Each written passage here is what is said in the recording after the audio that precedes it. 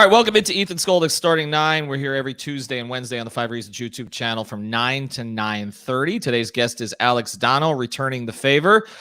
He now goes a little bit later in the day here on the channel. He's at 3 o'clock instead of noon, so I figured he had plenty of time to talk to us in the morning. So we'll talk to Alex about our topic today. I came from the Heat game last night. I was not on 5 on the floor last night, so maybe you want to listen to it. It was Greg and Alex. Actually, Brady and I were at the preseason game, which was quite something. As soon as I left the lower bowl and went back, or we were sitting in our usual seats at 106, and before I as I left, the Heat were down 11. I went back to basically record some advertisements and stuff for the podcast. And as I wasn't watching, the Heat came all the way back. So I am still the jinx. Brady Hawk apparently is not the jinx because he was sitting right there, recorded video of it. If you didn't see it, it's on our YouTube channel right now. Before we get to our show today, though, I want to tell you about one of our great sponsors. I was actually doing these drafts during the preseason game last night. That's how much fun they are. I was actually running 2 drafts at once, so my picks were coming up at the same time. It's Underdog Fantasy. You got to go to underdogfantasy.com and use the code 5RSN because they give you $10. And here's the deal. They give you $10 to participate in these drafts that we're in. It only costs you $5, okay?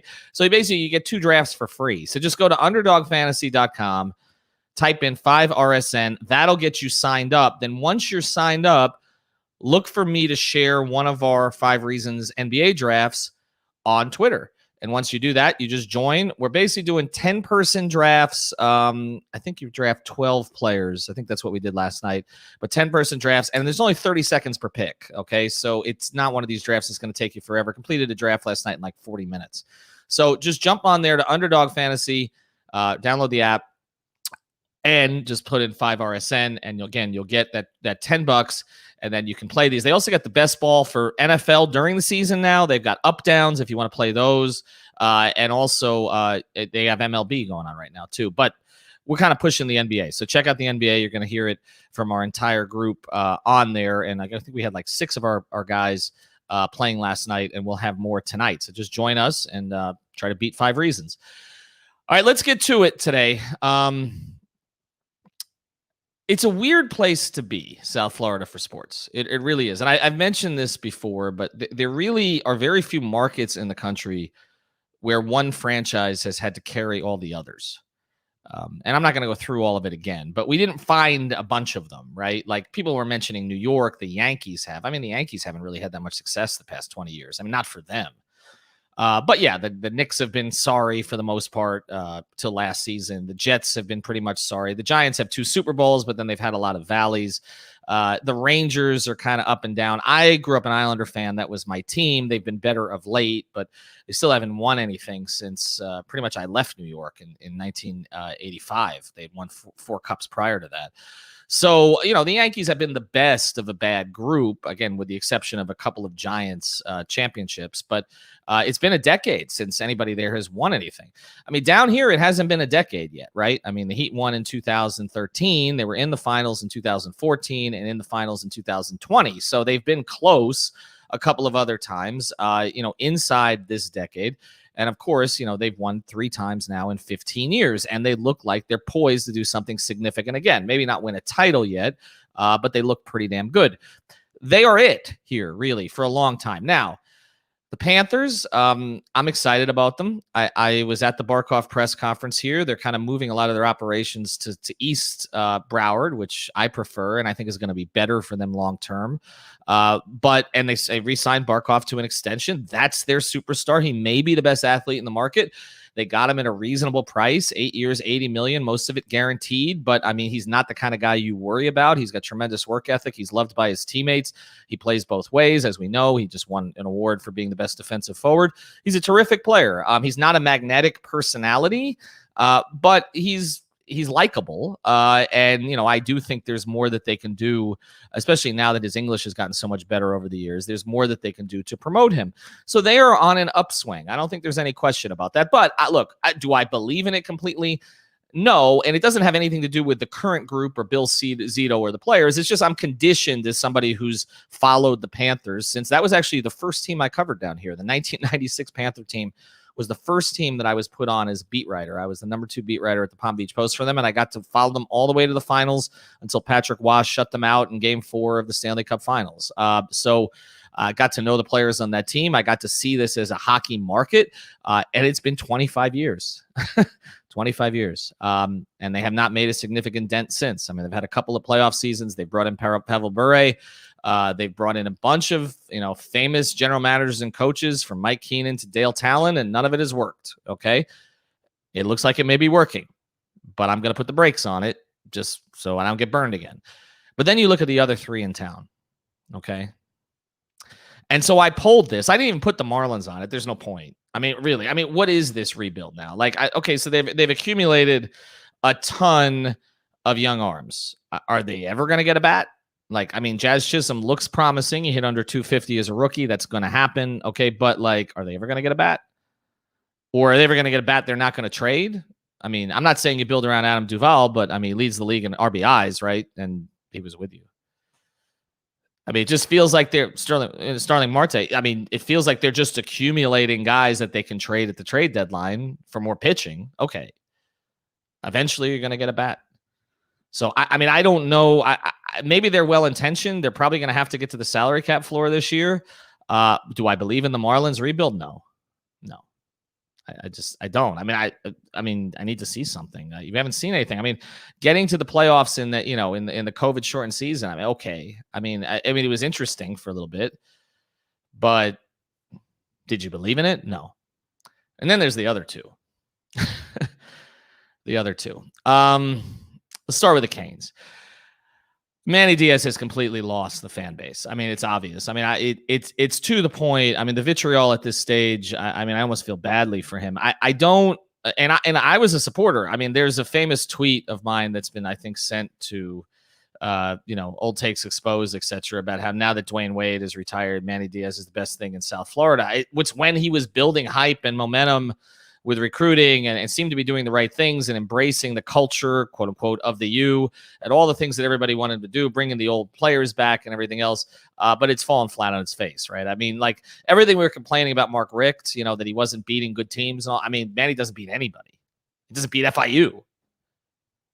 To me, it's over. He's a dead man walking. This is simply about economics at this stage. You can't justify it, right? Can you justify it? How do you justify it? Who have they beaten? They were life and death with Appalachian State. They lost to Virginia at home. And here's the thing. You expect it, right? I'm the idiot who keeps going to our sponsor, betus.com, using the code 5, F-I-V-E, and betting on them because I keep waiting for, the talent that we keep hearing about during recruiting season to show something, and it never does. And now Derek King, that whole thing. I'm happy for him that he got, that money in the offseason because, to me, that's what that money is for. If your college career doesn't go the way that it's supposed to go, you can at least put something in your pocket there, right? Because, what is he going to be now? 5th to 7th round pick at best? I had high hopes for that. Didn't work out. Okay. He didn't come back the same either.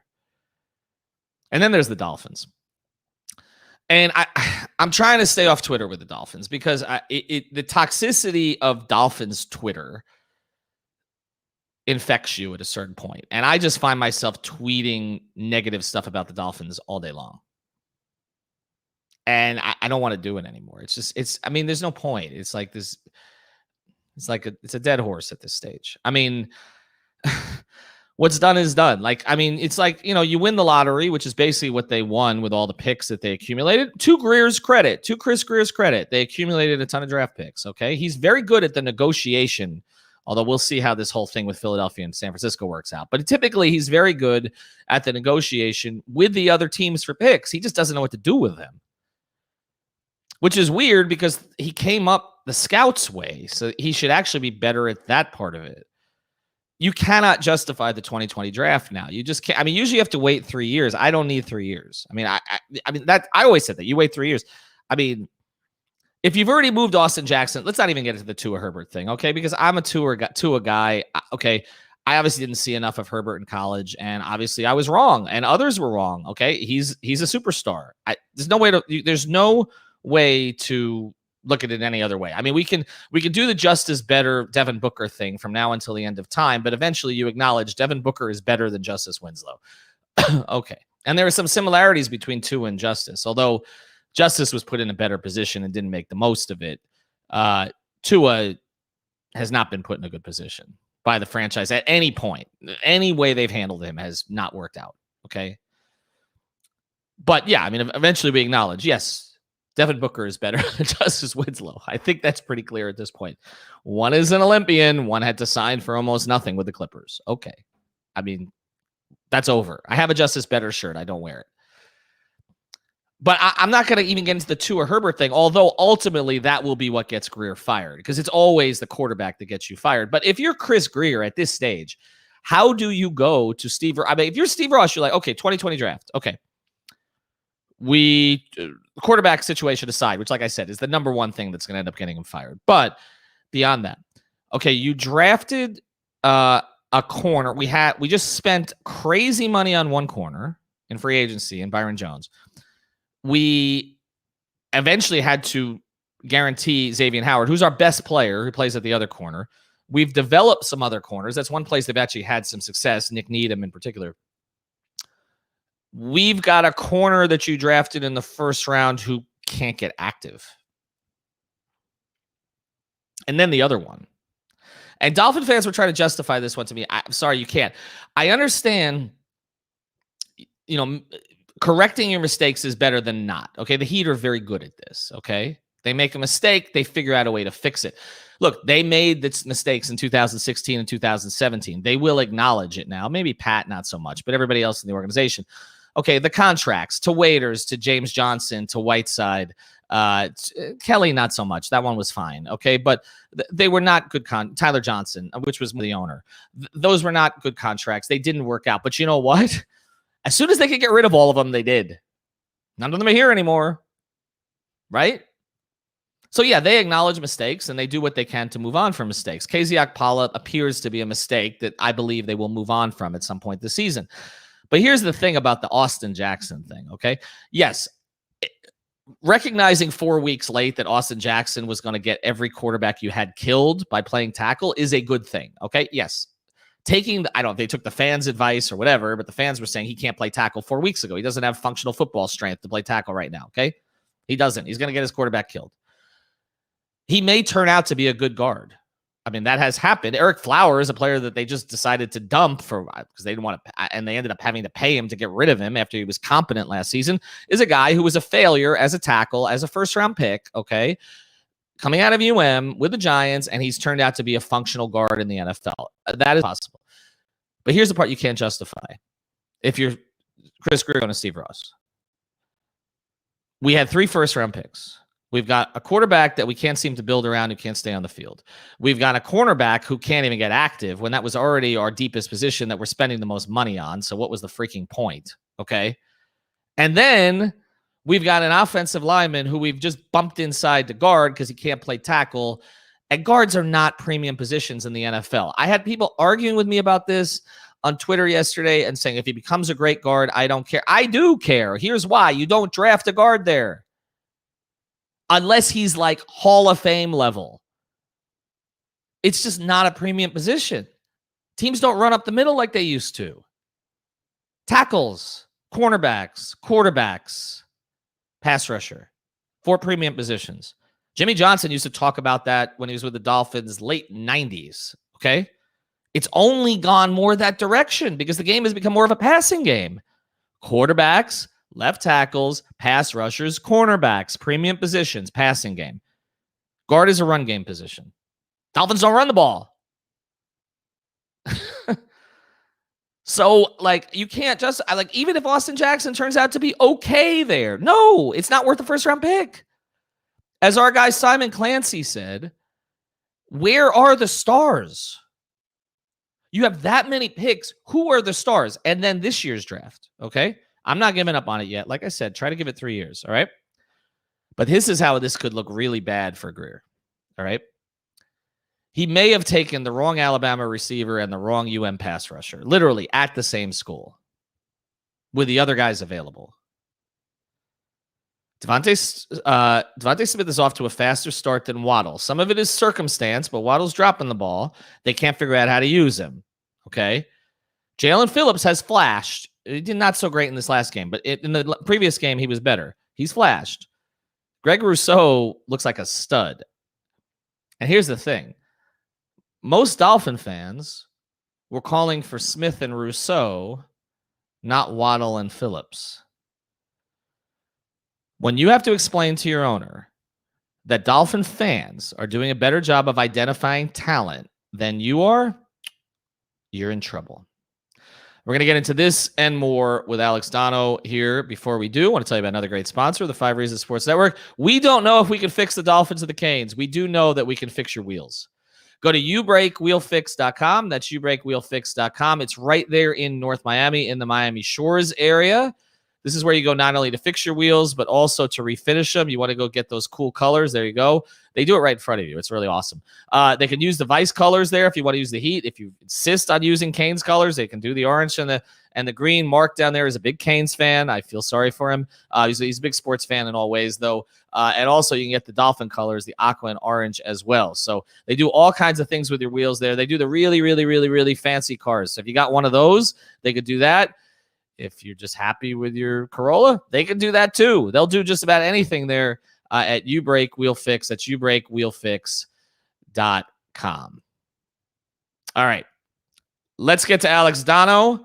Does he have the tinfoil hat on? That's what I'm asked. Does he have the tinfoil hat on? Yes, no, yes. I'm going to be disappointed if he doesn't. Go ahead, Alex. Betty, pull him up. Hey! Oh my God, there it is. I always have it about 3 feet away from me. So even if I was scrambling, does he have the tinfoil hat on? I will in a second. Do you have it at Publix? What? I mean, do you have it 3 feet, like 3 feet away from you at Publix too? Like you go to Publix, you're in the car, you have. No, not usually. Usually just when I'm sitting here where I broadcast from. Mm-hmm. I could probably bring it out to Publix because every now and again, because I'll usually be wearing like gear from the local teams when I'm out and about. So if I'm wearing like Hurricanes gear, I'll always run into someone at Publix that'll be like, man, the team sucks, huh? And I'll get into a whole conversation. So maybe I should put on the tinfoil hat and say, yeah, this Deer King injury, we could probably get into some of these conversations. And I heard you mention you feel bad for Mark because he's a Canes fan, as do I. I mean, he's an awesome dude. I hope you feel bad for me as well because I'm an alumnus and I've been suffering now for about the last 15 years. Well, I'll say this. I tweeted this today because I feel bad for a lot of people right now who are not at the building to the south. Because, last night I'm in there. Literally, I leave my seat. They're down 11. It's a preseason game. Just give it. They're built different. Like, right? I mean, literally, they're Exhibit 10 guys with no chance of making the roster this year. The Heat do not have a roster spot for any of them. And they come back from 11 down in the last few minutes of that game.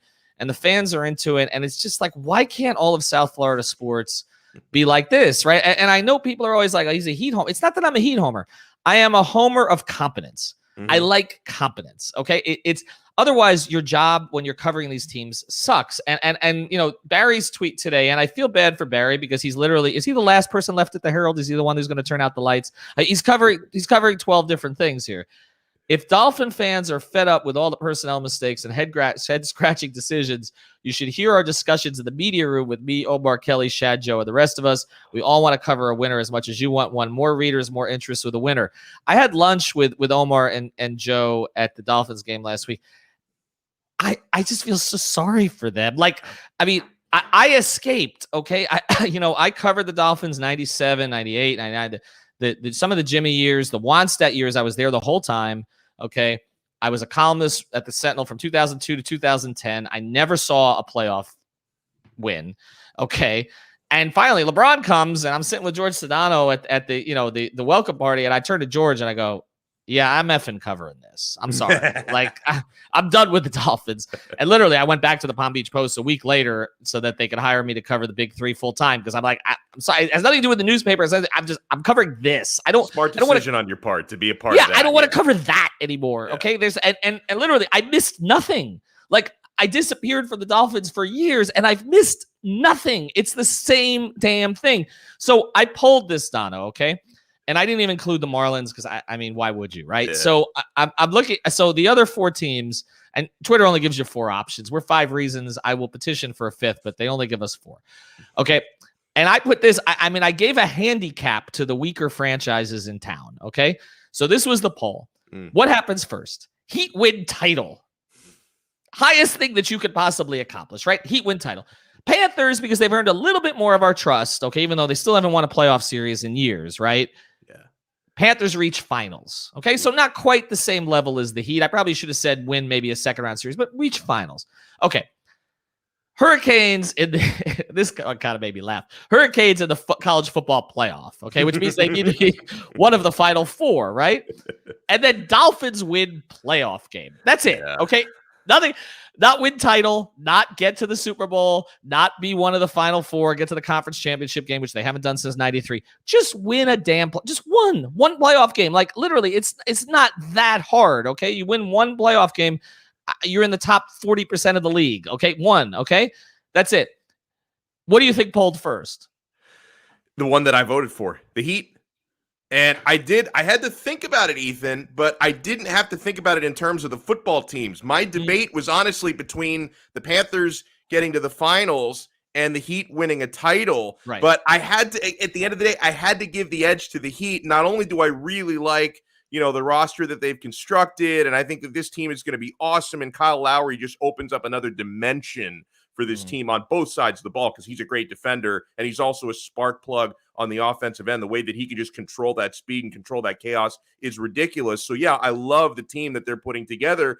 I also love the team that the Panthers are putting together. I mean, Bill Zito is doing a hell of a job, but I had to give the edge to the Heat to win a title, even over the Panthers getting to the finals, because at the end of the day, it's all about the equity that the Heat have built going back since Pat Riley showed up in the mid-'90s. Whereas the Florida Panthers, I'd like to think they're doing things differently now because, over the last couple of years, they've finally gotten away from the fraud, Dale Talon, because at the end of the day, that's what he was. Right. They've obviously got a proven coach now who's won championships before. They've got a GM who's technically not proven, but he's winning me over with these moves. He's getting there. He's getting there. He's got a presser today. I will say there's not a lot that Bill Zito's done wrong since he's got here, and you can tell from the fan base because they are small on Twitter, but they are active, and you talk about a honeymoon. Like they're at the point now where when he does something, there is an assumption that it's right. Mm-hmm. And with Pat, there's always been, Pat and Andy and obviously the Heat crew, there's an assumption that it's right. Whereas with the Dolphins, the Canes, and to some degree, for those who still pay attention, the Marlins, there is always an assumption that it's wrong, right? And you're right. That's an equity thing. Like that is an equity thing. Like that is, we believe in a certain regime. When the Toronto Raptors make a move, you assume it's right. Like it may not elevate them. They may be in a different place right now than they work, but you assume Masai knows what the hell he's doing. When Oklahoma City in the NBA does something, you assume it's right. When Popovich has done things until recently through the years, you assumed it was right? The Belichick until again recently, okay? But there's like I said, there's an equity. There's no equity with the other 3 at this point. Like it's just a belief that they're going to F it up. Like, this is why I said, like, I would rather have Pat. I said this 2 years ago, and Dolphin fans came after me. Okay, I would rather have Pat Riley with no cap space, okay, no draft picks, and no phone, okay, than Chris Greer with the entire draft. And I feel a little bit spurned. I feel a little bit spurned by the Greer thing because he's getting exposed big time this year. Really up until, I don't know, recent months, recent weeks even, I really praise Chris Greer because just with the way he was able to, we thought, fleece the opposition with some of these trades that he made, like collecting the Laramie Tunsil He's trade. Good at that. He's really good at collecting picks. He's just not good at using them. We've come to find out, which is really unfortunate because like, I think every educated football fan understands that you're not going to hit on 100% of your draft picks. You're probably not going to hit on even close to 100% of your draft picks. But if you're talking like a good GM is going to hit on like 40% of them, you're thinking, okay, just playing the percentages with all of these picks that Greer was acquiring, especially so many first and second round picks. If he hits on even 40% of those, we're in great shape. but he's hitting on what, 5-10% of those. So it's like at this point, you'd be better off if you'd kept Laramie Tunsil and if you'd kept Minka Fitzpatrick than making these deals. Well, and then you look at, I mean, some of the picks down the line. Like, I don't know what Hunter Long's going to become. Maybe he becomes a really good tight end, but and I'm not always for picking for need, but you got 5 tight ends in that room. Like, I mean, it just gets to the point where and you're still, again, Myles Gaskin is fine. Okay, if Myles Gaskin is your third down back, you're in good shape. I think they found a nice player there. But you can't build a running game around him, okay? He's not a 20 to 25 carry a game guy. You've got guys like Robert Hunt who are better in the run. It doesn't – it's all over the place. It's just almost like we just threw stuff. We're going to get all the picks we can and we're going to throw stuff at the wall. Now, if you're Jimmy Johnson in 1996, okay, when he took over for Shula, Jimmy's philosophy was – accumulate, trade down, build the foundation, okay, and just throw picks at the wall, and you're going to hit something. And he hits a Zach Thomas in the 5th round, okay, in 96. And he hits a Surtain in the 2nd round in 98. And he hits even a Sean Wooden in the 6th round, was a competent player, okay? And obviously JT, okay, in the 3rd round in 97. And he missed on a ton. I mean, take a look at some of the guys, Dorian Brew. There are names you won't even remember, okay? Right. But like, and even his 1st round picks, Util Green, he blew out his knee right in front of me on the practice field. Okay. And that was sort of expected with him. Okay. Darryl Gardner was incredible ability, but not really up here. Okay. So but he threw picks at the wall. Now, Jimmy's mistake was once he built the foundation. I mean, literally, his regime died when he didn't take Randy Moss. Like, we talk about Saban's regime and not getting Breeze. His regime died when Jimmy, the riverboat gambler who could handle any type of personality from Michael Irvin on down, right, and all the Canes, decided he couldn't handle Randy Moss, decides that Larry Shannon is the white Randy Moss, takes John Avery in the 1st round, right? And because Jimmy at that point had built the foundation of the team, but he needed stars at that point. He needed a transition. But he had the right idea, right? Yeah, there's a good hat. I wanted people to take me seriously for a couple of minutes, so I took. But that's the thing. But Greer, like, he's just, there's no even rhyme or reason to it, Alex. Like, it's just, I don't. It's like they're too cute by half. Like, they're taking the project player. You watched Rousseau and Jalen Phillips at Miami, right? Yeah. Who did you think was going to be the better pro? Rousseau. And it's like I allowed myself before the draft to get talked into that's me every time I watch the Dolphins and the Canes. I allowed myself to get talked into the idea that Phillips could be a better scheme fit for this defense, and so I could justify the pick based on that. And listen, with Rousseau, I don't know how much he got hurt just by the fact that he opted out for his final year. Maybe if he had actually been in the spotlight, he probably would have gone higher than he did. Maybe the Dolphins wouldn't have even been in position to take him at the spot that they took Jalen Phillips. I mean, Jalen Phillips is a nice player, but Rousseau, there's no question he was just more ready to hit the ground running. And Phillips, there's also been some injury concerns, going back to his college career. So it's definitely it's too early to say that they flubbed that pick, but but it's gonna, if it keeps trending the way it's trending for the rest of this year, you're gonna start to have conversations sort of like what you have between like Justin Herbert and Tua, where you're like, okay, the guy that we took still could end up being good. I just don't know if he'll ever be as good as the guy that we didn't take. Right? We could have the same conversation about the Alabama receivers too. I feel like with all of this, Alex, like it's like you said, you hit on it. You had to talk yourself into it, right? I feel like with everything that Greer does from a personnel, you have to talk yourself into, like, you could see where it could go. Like you could talk yourself into Austin Jackson as a left tackle. Like the physical tools seem to be there, but there were also a lot of red flags, to take him at that spot. And there were more proven players at that position. Like, I feel like Liam Eichenberg is one of the only players they've taken over the past couple of years. You're like, okay, like, I don't really have to talk myself into that. Maybe his upside is not that high, but I kind of know what he's going to be in the NFL. And I think we're starting to even see that. But I feel like with everything else, it's project. And if you don't have a great coaching staff, okay, and I'm not talking about the head coach, I'm talking about the others more so, the projects don't develop. Right? That's the problem. You can't take projects with an incompetent coaching staff. You can take projects if you're taking Duncan Robinson with the Heat and you've got elite coaching there to bring out Duncan Robinson's potential, and now you got Max Strus, who looks like Duncan Robinson. Like, you could do that with a great coaching staff. You can't develop projects with a bad coaching staff. I'm sorry. Yeah. All right, we're going to close out here in a second. Before we do, I have to get you guys to use my code. Because I have people on Twitter saying they're using Donno's code, and I just don't appreciate that. I've been on a gambling roll lately. Actually, go to I'm following J-Rod's picks. Go to betus.com, betus.com. Use the code 5. That's right. Ignore all the others. Use the code 5, FIVE. That's where you get the best 125%. 5 RSN 125. Turn them off. 125% bonus. Use the code 5 at betus.com. That's betus.com. They have the best betting platform. They got the great live betting. The other day, Oklahoma getting hammered at the half. I rolled right on there. I'm like, no, I'm sorry. This is not going to hold. Texas, you could feel it falling apart for them.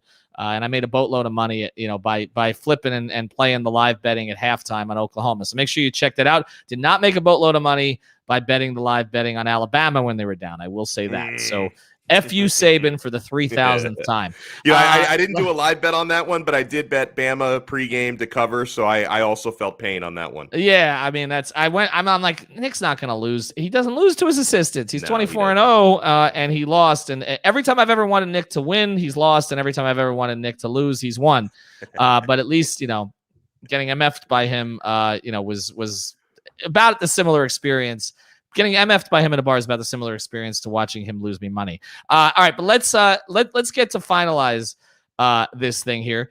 The 5 things that I mentioned. Well, forget the Marlins. The 4 things that I mentioned in the poll. Okay, the Heat winning a championship, the Panthers reaching the finals, which again you went with the Heat. Yeah. The Hurricanes getting to a college football playoff. And who's the other team in town? Oh, the Dolphins. The Dolphins winning a playoff game. Let's not do it this way. Not who gets there first.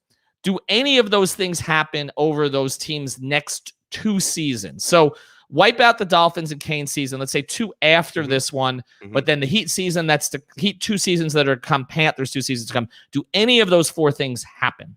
Yeah, I think the Panthers. That's the one that I would bank on if I had to pick between those 3. And that would have a lot to do with Spencer Knight becoming a really hot goalie in the playoffs, because I've lost a lot of any faith that I had in Bob a couple of years ago. It's basically been lost. So it's got to be the Spencer Knight show if you're going to get that far. And just like, the NHL playoffs, the Stanley Cup playoffs, they're just so different. I know that best of 7, so you try to draw parallels with the NBA, but it's just so different in that the best teams don't win. Exactly. In the NBA, best 95 times out of 100, the best team is going to win a 7-game series. In the NHL, the hottest team and the hottest goalie are going to win a 7-game series. Like, you talked about how long it's been since the Panthers even won a playoff series. They haven't won a playoff series since 96 when they made the run to the Cup Finals.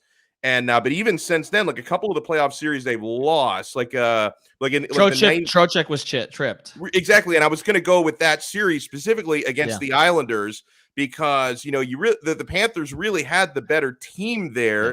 The Islanders had an extremely hot goaltender, and their fourth line, their energy line, had some unbelievable moments. So you could say that the better team didn't win that series. Now, when they lost to the Islanders a couple of years later in the playoffs, the Islanders were the better team. But and last year they just got screwed by the seeding process in the NHL, which is ridiculous. I mean, they win one more game, they avoid Tampa, and they may be stuck in the same situation again. So and to finish the thought on the football teams, unfortunately, it's like I know with the Canes, on the one hand, 4 years ago, they were in the college football playoff conversation with just a couple of weeks left of the season. That's how close they were. But then how much have they dipped since then? It's incredible. Like, they're nowhere near college football playoff. Obviously, this year, that's impossible. Even the next couple of years, I don't see it. And with the Miami Dolphins, I'm not seeing it either. Like, the frustrating thing about this is, Ethan, we talked about it a lot on my show yesterday. You could say year 3 of a rebuild, even though Brian Flores said before the season started, he doesn't consider this to be a rebuild anymore. He said that during training camp. He might want to reevaluate that, but it's like you're 3 years into a rebuilding process. It looks like you might have to blow it up again and start a rebuild over. That's bad. I don't see them winning a playoff game anytime soon. So it's the Panthers by default. But, if they can get a hot goalie and they can get a couple of hot lines and Barkov gets hot scoring goals, I could see it with the Panthers. I can't see it with the Dolphins or Canes right now. Yeah, no, I'm with you. And I think, again, you mentioned with the Panthers, we see so many Stanley Cup finals that have 5 seeds, 6 seeds, 7 seeds, 8 seeds. You don't, in the NBA, I mean, you just don't. I mean, the Heat were 2 years ago, they were a 5 seed, but strange circumstances, bubble, etc. They were better than a 5 seed. They were kind of a 3 seed for most of the season. But I don't see it with the others. I just don't. And I hate to say it because I had gotten on the Dolphins train a little bit this year, Donno, but it's just, I've lost faith. I mean, I've lost faith in Flores as a game day coach, which I didn't think would happen because I viewed him to be really competent the first 2 seasons. I feel like what we've seen, and this has happened to other coaches here, when they get more talent, they feel more pressure and they coach scared. And I did not expect him to turn into, Wannstedt, Cameron, Philbin, all the rest of them. I mean, Gase I never cared for, but I did not expect him to turn, and he has. I mean, that decision to not go for it against Tampa, I mean, you have to give yourself as many possessions as possible against them because they're going to score. And it's just, and the idea that you punted there, it shows no faith in your team. And look, Brady had just gone 68 yards to Antonio Brown right before. So putting Brady back where he's got to go 70 yards instead of 40, what's the effing difference? Okay. I don't get it. Anyway, Catch's show now at 3:00 here daily. He's in the afternoon. We're going to have some more morning program from you here soon with a familiar face. You'll see it's coming on the 5 Reasons YouTube channel. And obviously Catch's work on 5 Rings Canes with the God, Larry Bluestein. Guy. Good hat. Do not use his code. Use my code, 5, FIVE. But for Underdog Fantasy, you use both of our codes. We have the same damn code, 5RSN. And if you need anything fixed other than the Dolphins, go to ubreakwheelfix.com. Have a good day, everybody.